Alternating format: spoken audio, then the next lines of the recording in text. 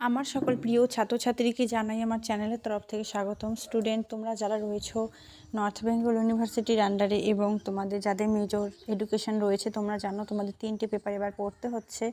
তো আমি পেপার 6 আলোচনা করে দিচ্ছি সাজেশন। তো আজকে আলোচনা করবো পেপার 7-এর, ঠিক আছে? তো এই পেপার 7 থেকে তোমাদের যে শিরোনামটা রয়েছে সেটা হলো psychology of teaching and instruction, ঠিক আছে? তো তো এখানে আমি সম্পূর্ণটা আলোচনা করব। তোমাদের 4টে ইউনিট রয়েছে, ইউনিট ওয়াইজ আমি তোমাদের প্রশ্ন বলবো। তোমরা খাতা কলম অবশ্যই বের করবে। অনেকে বলো কমেন্ট করে যে দিদি টাইপিং করে দিলে ভালো হয়। তো দেখো, তোমরা কিন্তু সাজেশন বলো, পড়া বলো, সবটা কিন্তু স্ক্রিনশট করো, স্ক্রিনশট করে রেখে দাও।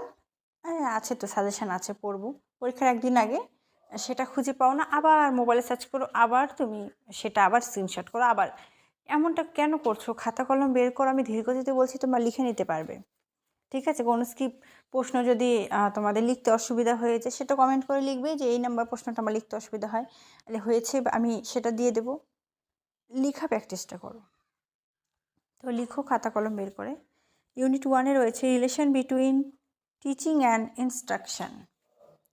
তো ইউনিট 1টাতে আমাদের পড়তে হবে শিক্ষাদান এবং নির্দেশনার মধ্যে যে সম্পর্ক রয়েছে, ঠিক আছে? এবং ইংলিশ তোমাদের কিন্তু ইংলিশে আসবে,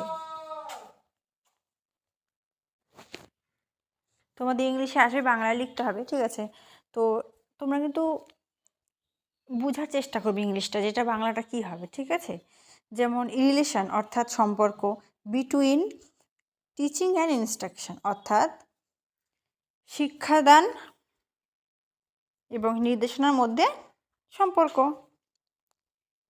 খুব ইজি। তো এর মধ্যে থেকে আমরা 12-র জন্য পড়ব শিক্ষাদানের পদ্ধতি যে রয়েছে, শিক্ষক কেন্দ্রিক এবং ছাত্র কেন্দ্রিক, এটা পড়ব। তো এটার ইংলিশটা হবে আমাদের যে approaches two teaching, teacher centred and student centred, ঠিক আছে? তারপর এই ইউনিট 1 থেকে আমরা 12-র জন্য পড়ব নির্দেশমূলক নকশা। নকশার মধ্যে থেকে যে প্রকার এবং পদ্ধতি পড়ব, অর্থাৎ ইনস্ট্রাকশনাল ডিজাইন, ঠিক আছে? এটা থেকে টাইপস অ্যান্ড অ্যাপ্রোচেসটা পড়ব। এবং 6-এর জন্য আমরা পড়ব যে difference between teaching and instruction, শিক্ষাদান এবং নির্দেশনার মধ্যে যে পার্থক্য রয়েছে, সেই পার্থক্যটা পড়ব। এবং 3-এর জন্য এখান থেকে পড়ব concept of teaching and instruction, অর্থাৎ নির্দেশনা কাকে বলে বা ইনস্ট্রাকশন, এবং টিচিং অর্থাৎ শিক্ষাদান কাকে বলে বা এটার ধারণা বা অর্থ, এটা 3টা ঠিক আছে এখান থেকে। তো ইউনিট 1টা হলো। ইউনিট 2-তে রয়েছে টিচার বিহেভিয়ার, ঠিক আছে? শিক্ষকের যে আচরণ রয়েছে, এখানে আমরা 12-র জন্য পড়ব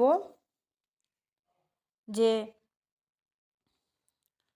advantage and disadvantage of Flanders interaction system, ঠিক আছে? ফ্ল্যান্ডারের মিথস্ক্রিয়া ব্যবস্থার সুবিধা অসুবিধা পড়ব। তারপর পড়ব আমরা এখানে, তোমাদের দেখো রয়েছে characteristics of good teacher based of Flanders model of teaching. তো শিক্ষাদানের মডেলের উপর ভিত্তি করে একজন ভালো শিক্ষকের বৈশিষ্ট্য। একটি ভালো শিক্ষকের কী কী বৈশিষ্ট্য থাকা দরকার? তার ব্যক্তিত্বটা ভালো হওয়া দরকার, ঠিক আছে? তার তার তার ব্যবহারের মধ্যে একটা বন্ধুসুলভ ব্যাপার থাকা দরকার, ঠিক আছে? কী কী গুণ থাকা দরকার, একটি ভালো টিচারের মধ্যে কী কী বৈশিষ্ট্য থাকা দরকার, সেটাই কিন্তু এখানে বলছে। তো এগুলো কিন্তু একবার করে জাস্ট পড়লেই তোমরা কিন্তু লিখতে পারবে, এখানে মুখস্থ করার কোনো ব্যাপার নেই, ঠিক আছে? সবটা একটু বুঝে পড়তে হবে, তাছাড়া আর কিছুই না। তো শ্রেণীকক্ষের আচরণ পর্যবেক্ষণ, ঠিক আছে? Observation of classroom behaviour, Flanders instructional analysis, ঠিক আছে? ফ্ল্যান্ডারের অ্যাকশনাল যে বিশ্লেষণের মধ্যে দিয়ে যেটা আছে সেটা। তো এবার ইউনিট 3-তে পড়ব টিচার অ্যান্ড ক্লাসরুম টিচিং, ঠিক আছে? শিক্ষক এবং শ্রেণীকক্ষে পাঠ্যদান।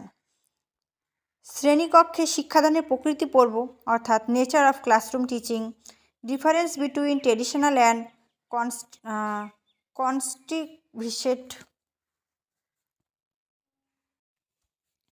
তো traditional and constructivist teaching, micro teaching, meaning, nature and মেন্টস অ্যান্ড ডোমেস্টিক পড়ব।